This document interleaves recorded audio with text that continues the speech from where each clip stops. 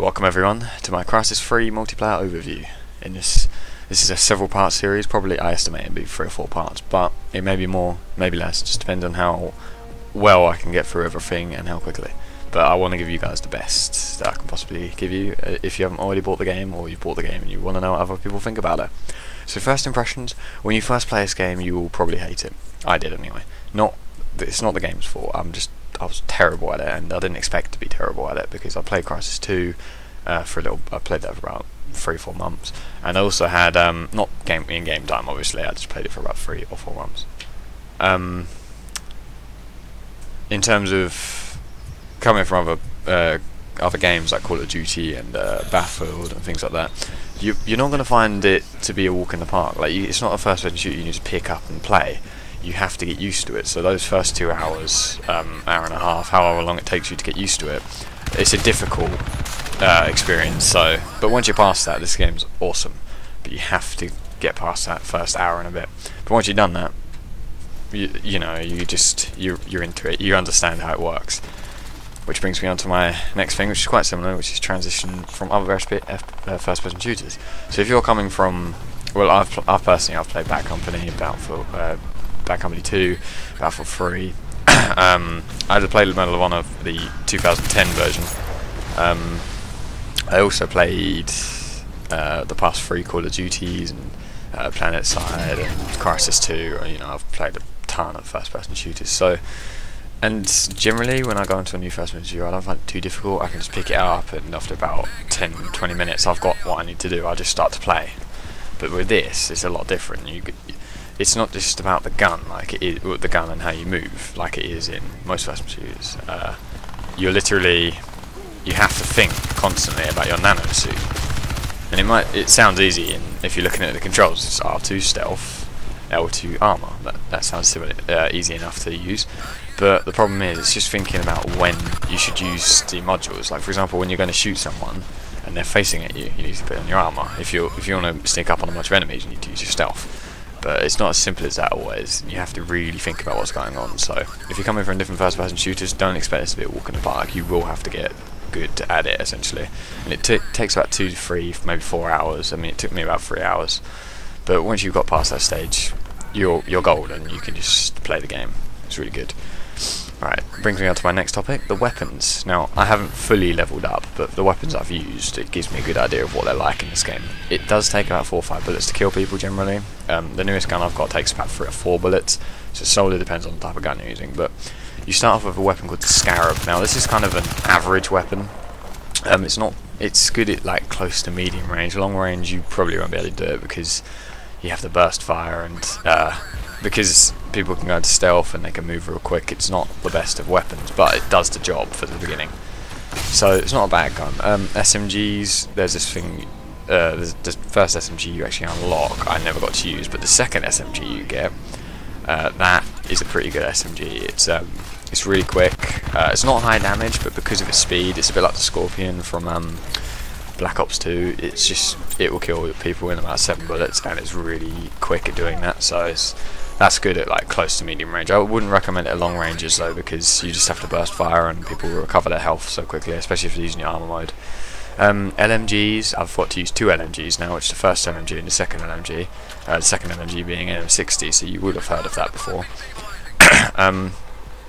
And they're both the first LMG I wasn't a fan of. It was too slow in my opinion, for me. I couldn't use it. The M60 that you get though, you unlock it at a similar period that you unlock the rapid fire. Now, I don't recommend you use rapid fire with it unless you're going to be going close quarters. So if you want medium to long, you want to use that weapon. I like medium to, without the rapid fire, but if you want to use the rapid fire, then you probably want to go medium to close, because the recoil will get a bit overwhelming. The second assault rifle you unlock, which is the one I personally use, I think it's called the FYZ71 or something. That is a really good assault rifle. It's slower than the Scarab, which you first unlock, but it's only about a 3 to 4 bullet kill depending on range and where you hit the bullets. And it's very accurate. There's barely any recoil, so it's an easy weapon to use. So if you're using that, you won't have too much trouble playing this game, really. Some weapons-wise, it is pretty good. So you won't have to worry about coming into this game and not liking the weapons. Well, maybe at first, but you know, after you've unlocked some weapons, it doesn't take long to level up at all. So once you've unlocked some weapons, you'll really enjoy this game. So the next thing I will talk about is the maps. Now this is one of the game's best things. The maps are just amazing. Their layouts, there's nowhere you can really camp, and if you are camping, you're actually in a very open spot, which is good. And camping isn't really rewarded, but I'll get onto that in a second. So anyway, the maps, there were about 11 maps when I first counted. I've played all of them now. Not some I've played obviously a lot more than others. I've only played this map, this East River. I've only played this twice. But this is a really good map. The layout's very good.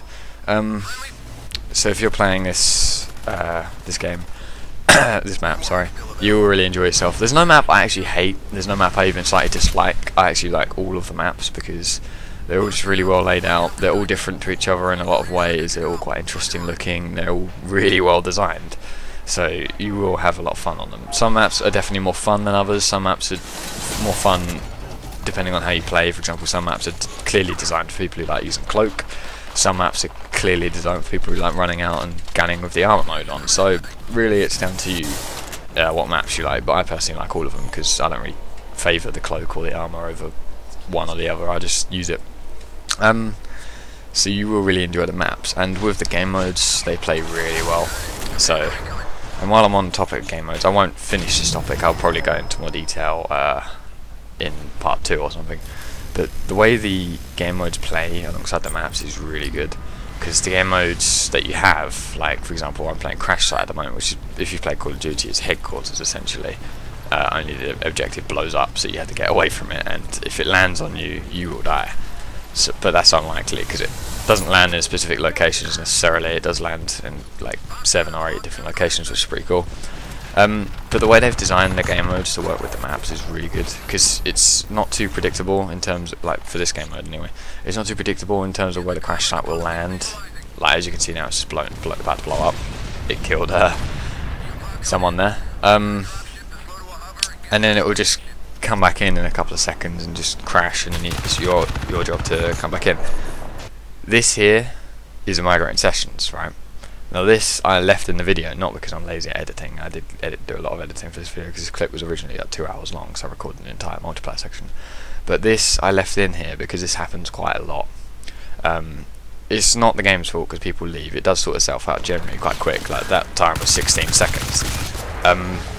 But you will find it a little bit annoying, because it has happened to me. Like I've played about 30 games on here, and it's happened to me about at least 20 of those.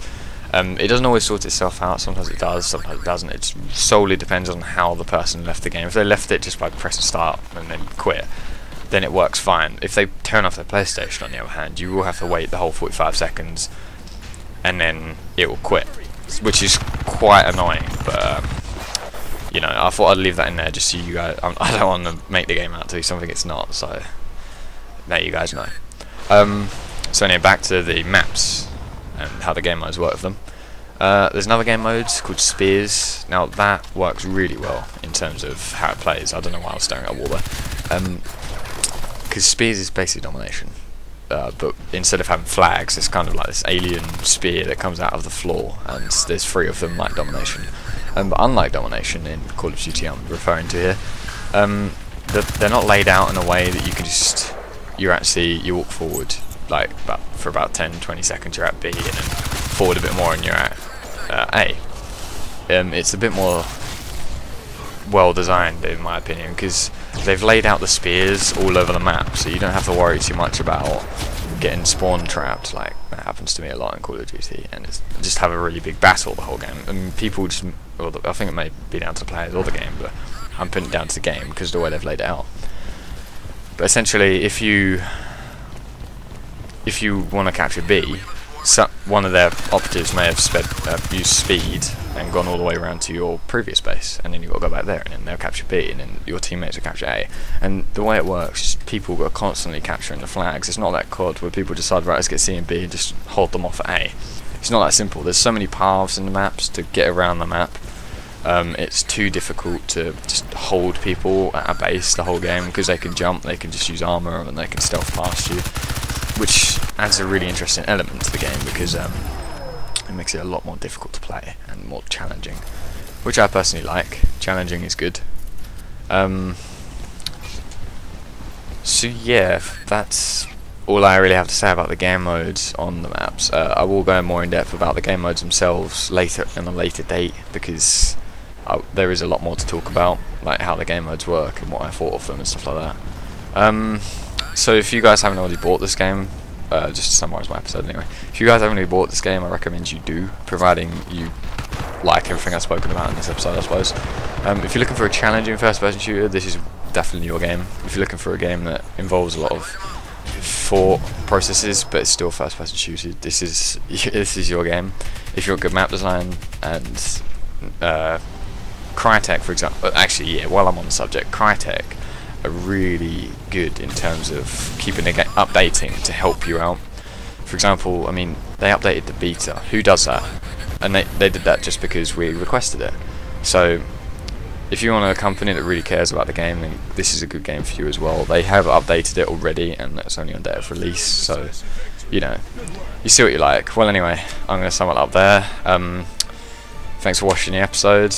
Please check out my other videos. There'll be a link to that at the end of the video, and I will be seeing you. I'll see you guys in the next one. I want to subscribe and like the video if you liked it. Goodbye. See you in the next one.